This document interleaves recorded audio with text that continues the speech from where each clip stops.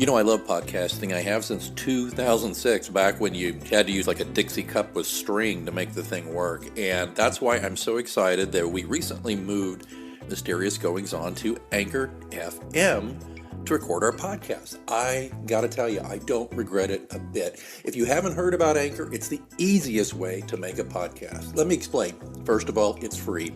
There's creation tools that allow you to record and edit your podcast right from your phone or computer. Anchor will distribute your podcast for you so it can be heard on Spotify, Apple Podcasts, and many more. And you can make money from your podcast with no minimum listenership. It's everything you need to make a podcast all in one place. Not going to lie to you, when I first heard about Anchor, I was a little dubious because I've been doing it the hard way for so long. But I got to tell you, it's very easy. Use a Stripe account. Get sponsors. You're not paying monthly hosting fees. The sound quality is great. The distribution is phenomenal. Friends, download the free Anchor app today if you want to start your own podcast, or go to anchor.fm to get started. Remember, you heard it here first on Mysterious Goings On.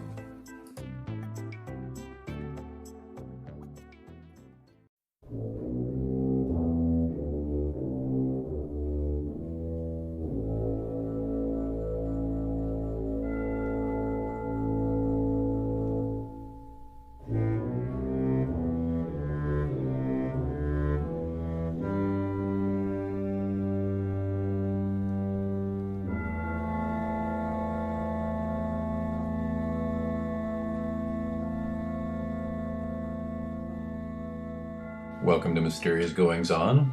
I'm your host, J. Alexander Greenwood, and today we're a little late. We've been running a little late. We usually like to get the show out on Fridays, get you a new chapter every Friday, but as the late great John Lennon said, life is what happens to you while you're busy making other plans. That said, I didn't want to leave you hanging without something, and here we are on a Saturday. It's not Halloween, my favorite time of the year. It's going into spring right now as we record this. In fact, it's April 2nd, 2016. But I have a reading of a horror short story I did, and thought I'd share it with you. Hey, to some people, spring allergy season is a horror, so why not, right? Anyway, this is a piece I wrote that is pretty close to the type of horror that I typically gravitate towards. And so I'm going to just include a previous recording of it that I've done, including an intro about Halloween. I hope you enjoy it, and I hope you'll come back next week. It should be on Friday. And make sure you subscribe on iTunes, and throw us a little love with a review, if you would, please, because the more reviews we get, especially positive reviews, the more promotional consideration we'll get from iTunes, and we can get more listeners. And don't worry, we are working on some interviews with some other authors and other things coming on up. So I'm going to leave you to it. Don't forget, you can order any of my work off Amazon, Barnes & Noble, iBookstore, the whole gamut. And you can find me on Twitter at @A_Greenwood. Last thing, the mothership where the main blog is and all sorts of other stuff where you can order autographed books and things like that is at pilatscross.com, pilatscross.com. And so, I'll leave you to it. The heat is on. It is time for my reading of A Debt of Fire.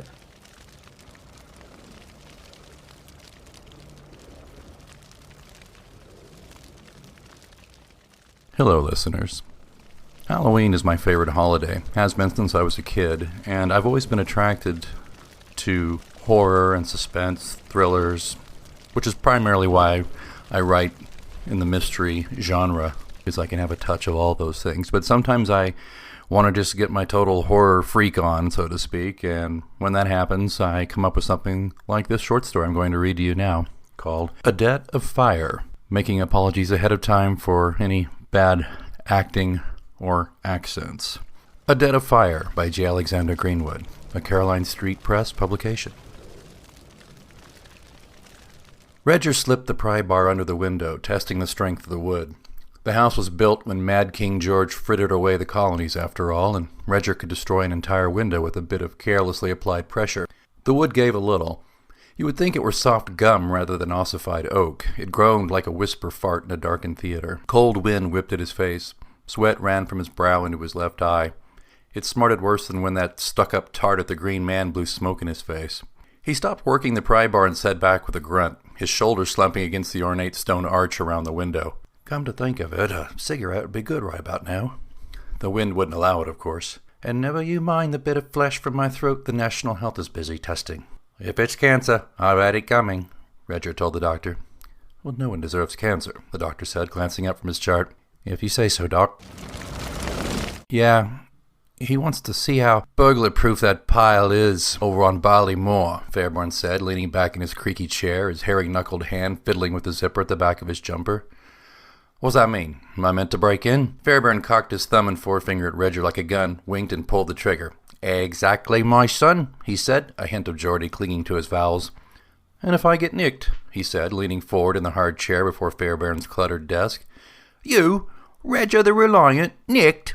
Fairburn made a melodramatic show of being amazed, his hands beseeching the heavens for guidance. And just how many times have you ever been nicked? Roger grinned, exposing crooked yellowing teeth. He looked away and held up 2 fingers, giving Fairburn a good-natured screw you, mate. Once. That's right, Fairburn said, and that wasn't even your fault. You won't get caught, and if you do, I'll bail you out. Roger didn't believe a word. Fairburn would let him rot in the clink, let him smell the decay of the metal and the resigned sweat of failure a while.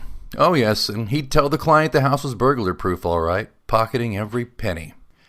How much dosh? Regis said, sitting back, his grin wider, exposing a wider expanse of crooked yellow. He always smiled bigger when he felt on edge. Didn't matter if he was picking a lock or making a pull at the pub.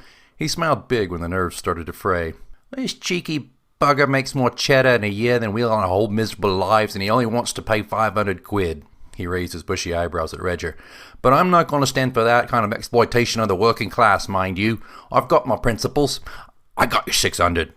Roger's face was a rictus of solemnity in contrast to his insides, which roiled with the tense laughter of a man who knows when someone's taking advantage. He offered 1,500. Roger's face was porcelain. Fairbairn's eyebrows lowered like 2 caterpillars riding a leaf in the wind. He inhaled deeply and smiled, revealing gray, crooked teeth that looked like Highgate on a sunny day. He waved Roger's comment away with a meaty hand. Never could put one past you, Reg, he said. His bluster dialed back. Right. He offered 1,200. Actually, and after I cut, I'll let you have 750. 8. You're killing me. Roger rose to his feet. I get nicked, and I'm going to need every penny. Besides, I don't need the aggro. I can't be arsed about for anything less than 8. Wait, all right, 8, you pirate. He extended a hand. Roger shook it. All right, 200 deposit. Fairbairn pulled open a desk drawer and counted out 220s, handing them to Roger. Break in tonight, he said. Report in the morning. Call on the mobile. He nodded, pocketing the cash. I'll try every doorknob and cat flap. The 3-story stone pile was dark and overgrown with vines. Twisted, leafless trees and an iron fence right out of Hammer Films framed the old manse. Roger eased through a broken section of fence and started to work. No surprise, every door was locked and impenetrable. That left checking the windows. He would climb in the first available window, then check the rest from the inside. None of the first-floor windows would budge, so he climbed up the vines of the north turret, grunting with effort and thanking the gods for a moonless night as he scaled the wall to a window. He suspected turret windows would be unlocked. Besides, being highly visible from the road, you'd have to be an expert climber to get to them. He'd made it up the stony, vine-covered turret in 5 minutes and enjoyed a respite on the ledge by the windowsill. The wind whipped his ears through his black balaclava, and he decided that nobody would hear the wood around the window if it cracked. He wasn't spending the night climbing to every window in this old rubbish heap either. In a deft motion, he jimmied the window up. It groaned and popped upward, snapping off a useless old sash lock. A gust of stale, dusty air escaped past him into the night. Was that soot? Must be a flue somewhere. He looked around, scanning for anything amiss. Seeing nothing, Raja dropped in the window, gently pulling it down behind him. He felt the splintered wood around the broken sash lock. Not too bad. That Ponzi actor can afford to fix it. Roger let his eyes adjust to the darkness. For fear of being seen, he couldn't use his torch until he was in the interior hallway. He felt his way around the turret room, his hands extended like Frankenstein's monster. He found the hallway and removed the balaclava. His damp face cooled immediately, but it wasn't as pleasant as he expected. His nostrils were assaulted by the odors of dust, decay, and something he had not smelled in years. It's only a rat, my son. He shook his head as if trying to clear his nostrils. A dead rat? No. This was something else, something atrocious and disgusting. Get a grip. He found his pocket torch and switched it on. Dull gray walls and ornate rich wood wainscoting emerged from the shadows beside an intricately carved landing. He shone the light down the stairs toward the first floor. No need to go there. Those windows are solid. He pointed the light upstairs to the third floor, his next stop after checking the second floor. Redger made quick work of checking the dozen-odd second-floor windows. No problems. All locked securely. As he rounded the corner of the carved banister and headed up to the third floor, he heard the piteously sad, frightened sobs of a child. How the bloody hell did a nipper get in this house? He was angered, at first out of fear and adrenaline, then out of the realization that if there indeed was a child in the house, he'd have to help get him out. Then Redger would have to dump him on the road somewhere to fend for himself. No, more likely to call the police and tell him where to find the brat. He cursed and switched off the torch, standing still on the stairs. The sobs continued. Bloody hell. Redger turned around, one hand on the banister. He legged it 2 steps at a time downstairs. I'll call the police from a phone box after I get out. I'm not getting banged up for this. The sobs grew louder, the inconsolable wail of an injured child, terrified and alone. Redger covered his ears with his gloved hands. The bombed-out village jutted from the earth in charred pieces like a vandalized, burned movie set. Artillery had leveled almost every structure save the 3-story turret of a church. The house of worship stood sentinel over the rest of the ruins. The surrounding homes were mere piles of blackened sticks, bricks, and thatch. Redger and his patrol fanned out, keeping an eye open for snipers and stragglers. We expected anything? A corporal asked. The sergeant shook his head. Redger grasped his machine gun with white knuckles as he stepped carefully through the rubble. Hey, Reg, didn't your old unit work this sector before you hooked up with us? Redger nodded quickly, looking away from Corporal Martins. What's that smell? The corporal said. Shut it, Martins, the sergeant said, holding a hand up, indicating that the patrol was to stop. An oily, acrid blend of odors wafted past. Redger found it reminiscent of charcoal pork and beef on a mixed grill. The meaty stench combined with a musky sweetness he couldn't peg. Gaw, Martin said, making a gagging noise. I'm gonna gaw. Redger, his own gag reflex activating, pulled a dirty rag he used to clean his weapon from his pack and tied it around his nose and mouth. The pungent gun oil didn't help much. The sergeant pointed to a plume of black smoke a few blocks away. He signaled the men to follow. Redger took his hands from his ears. The sobbing quit. He breathed in and out a moment. The ripe smell had vanished with the sobs. He mentally leaped over a thought about a haphazard grip on sanity. He turned and worked his way back up the stairs and switched on his torch as he made the third-floor landing. It revealed a smaller hallway and 5 doors, all shut. He checked the doorknobs. 2 opened, revealing empty rooms with locked doors. Another door led to a bathroom. 1 door was locked. I'll just pass on that one.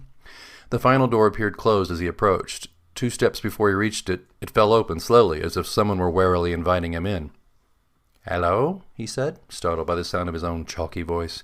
His skin crawled with goose flesh. Nothing, just an open door. He shone the torch in. A pile of burning logs some 15 feet high dominated the ruined town square. The smell was rank and easily permeated Redger's gun rag mask. Creosote? They burning railroad ties? Martins asked. Can't see shit, we're downwind. Redger could make out a man in civilian clothes standing beside the fire, his face a mask of soot. Beside him stood a small boy, perhaps 8 years old. The boy's face was all ashy filth, with thin tracks of tears on his cheeks and gobs of yellow snot clotting his nose. The sergeant approached the man and child, with Martins and Redger keeping a sharp eye. What you doing? The sergeant asked the man. The child wailed. Redger wanted to comfort the boy, perhaps offer him a chocolate bar, but the smell of the burning put him off chocolate, and he doubted it would stifle his tears. He scanned the perimeter, seeing no one and no telltale glints of steel or glass indicating snipers. The man turned to the sergeant. What? His voice a leathery whisper. Oi, why are you burning these logs? The sergeant asked, blanching from the heat and smell. The wind shifted, sending the smoke another direction. Redger wiped a clean handkerchief across his stinging eyes, then looked again. Blinking, he saw the sergeant gesturing at the civilian. I said, why are you burning logs? The civilian looked at the pyre. The child continued to wail. Redger felt a familiar pain behind his eyes. He looked away from the child, his eyes on the sergeant. The sergeant glanced back at the fire, stopped talking, and dropped his weapon. Sergeant? Redger called, raising his machine gun to his chest. Christ, Martin said, his voice just above a whisper, pointing at the stacks of burning logs. He dropped to one knee and vomited. Redger peered closer at the fire. The logs were stacked haphazardly, like a pile of sticks a girl guide might try to arrange into a campfire. Redger looked at the ground. Hello? I won't hurt you, he said. Unlike the others, this room was furnished. A child's room, complete with small bed, brightly painted walls, baby blue curtains, and an assortment of toys littering the floor. Redger crept in, shining the torch around the circular space. "Are you here? Stop crying now, sweetheart. I'm here to help." Redger's torchlight fell upon a large rocking hobby horse in the center of the room. Though it remained still on a hooked rug, it somehow conveyed a sense of motion. Redger reached out to touch it, and the door slammed behind him. The crying stopped. "The logs have faces." The burning logs stared at the men, eyes hollow, mouths gaping in a silent plea. "Oh no," Martins mumbled. "Oh no, oh no." The child's cries turned to screams. "Could somebody get that child to shut his gob?" Redger felt like a madman was swinging an axe in his skull. His smell of charred human flesh infiltrated his lungs. His last crap meal of rations climbed up his throat.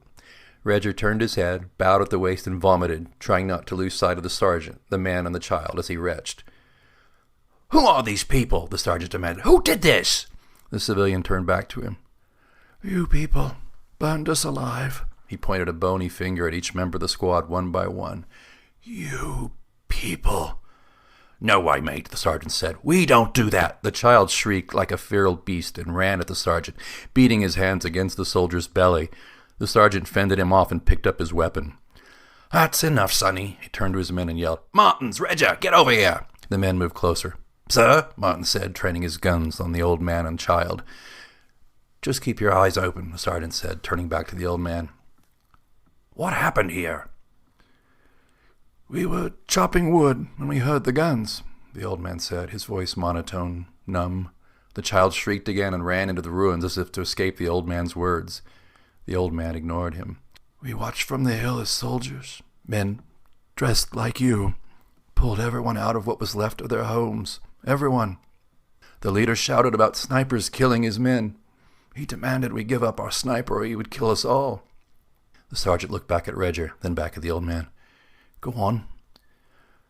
"We had no snipers, just women, children, and old men. Our soldiers are at the front. The one of your soldiers started shooting. The leader ordered his men to set fire to the bodies. Even then, no one would admit to being a sniper. The leader went into a rage. He started throwing people on the fire alive. Said he would not waste another bullet. Everyone would burn alive." "Good God," Martin said. "All we could do was watch as they burned. My daughter, his mother," he said, gesturing toward the ruins where the boy had run. "My wife. They burned them all." He was emotionless, as if reciting a meaningless poem from his school days. The sergeant looked back at Redger and Martins. Martin's shoulders sagged. Involuntarily, Redger smiled his ridiculous, sickly grimace. "They killed everyone and left town." His eyes fell on the pyre. "Left us this." "I assure you, we didn't do this." "My eyes do not deceive me." "No. You tell me what the uniforms look like." The sergeant poked his gun barrel at the old man's chest. A geyser of blood erupted from the sergeant's neck, spraying the old man's blackened face with crimson. The crack of a rifle came a millisecond after, as if to acknowledge that the soldier had indeed been shot. "Sniper!" Martin said, searching the horizon and dropping to one knee. Redger watched the sergeant's bloody face. In 2 seconds it registered surprise, anger, and lifeless resignation. He fell forward into the flames. The old man watched him burn, his face impassive. Martins ran toward the sergeant, spraying the church turret window with bullets. Redger whirled and ran at the turret. Reaching it, he flattened himself against the wall, looking for an entry. "Martins, get over!" Another crack from a rifle interrupted Martin's shots. A red hole formed below his left eye. Martin's finger reflexively squeezed the trigger, emptying his clip in the shape of a halo into the wall just above Redger's head. "Bloody!" Redger said, ducking as Martins fell, lifeless, into the fire beside the sergeant. Redger cursed and flattened himself against the turret wall, creeping around it until he found the door. He glanced back at the old man. The geezer just stood there, watching the sergeant and Martins burn. A ghastly, crooked smile reclaimed his face. Redger burst in the church door and dropped his backpack. It was dark, save for numerous shafts of daylight that shone in through bullet holes. In another reality, the light would have been gorgeous, like Christmas. His reserves of caution exhausted, adrenaline and the lust for revenge propelled him up the stairs, 2 at a time. He waited outside a cracked wooden door, listening over his ragged breaths. Cursing, he kicked in the door. The child sat on a rocking horse by the window, cradling a rifle that was as long as he was tall. His eyes were wet, his face defiant. He pointed the rifle at Redger. Redger fired. The bullets worked the boy like a puppet, giving him the appearance of riding the horse until Redger stopped firing. In the haze of gun smoke, the boy slumped to the floor, the rifle at his side like a sick game of cowboys and Indians. Redger stepped over him and peered out the window. The old man had not moved from beside the pyre. Redger's eyes stung with tears, his breath coming in gasps as he carried the boy's lifeless body back to the old man. Oh, I'm sorry, he said, almost like a question. He gently laid the boy's body at the old man's feet. He stepped back, casting his eyes about for signs of another sniper he knew was not there. The old man stooped and picked up the child. Wordlessly, he walked into the fire and lay down. Redger moved to stop him, screaming. The flames consumed them as if they had been soaked in kerosene. Redger screamed until his throat bled. When he could scream no longer, he went back inside to recover his pack. He slid it over his shoulder and staggered to the church door, the crackle and pop of the nauseating fire outside, the only sound. He leaned against the door jamb, his hands shaking, eyes blurry. A creaking sound from upstairs broke the relative quiet. He dropped his pack and walked up the stairs to the room where he killed the child sniper. Weapon raised, he stood outside the door, attempting to speak with his ragged voice. "I won't hurt you," he rasped. The creaking continued. Too tired to wait any longer, Redger rolled into the room, coming up on one knee, his gun poised to fire. There was no one there, only the bullet-ridden horse rocking slowly by itself. Redger picked it up and threw it out the window, breaking the toy horse's back on the rubble below. The greasy stench of the fire coated his nose, mouth, and tongue as he buried his fellow soldiers in shallow graves. He marked the spot on his map and donned his pack. Redger walked a few meters toward the road and stopped. He looked over his shoulder a moment. His peculiar grimace returned. He walked back to the church, picked up the broken rocking horse, and hurled it into the fire. Redger twitched and jerked as if awakened from a deep sleep as he stood in the child's room of the manor. A creak broke the silence. The riderless rocking horse nodded back and forth, back and forth. Redger fought the impulse to run. He didn't bother trying the door. "I've had this coming, ain't I?" Redger pulled his lighter from his pocket and flicked it until a flame appeared. He touched it to the dusty bedding and curtains.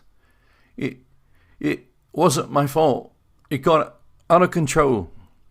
A child's cries echoed around the room, turning to laughter. I'm sorry," he said as he lay down on the child's bed. Fire engulfed the room. The smell of burning meat clogged Redger's senses. Through the haze of smoke and fire, Redger watched the little boy gleefully ride the rocking horse. He watched until he could see no more. Thank you for listening to A Dead of Fire, A Tale of Horror by J. Alexander Greenwood. Copyright 2013, Caroline Street Press. If you would like to learn more about my work, it's available wherever books and ebooks are sold, or you can visit my website, pilotscross.com. That's PILATESCROSS.com. Until next time, keep reading.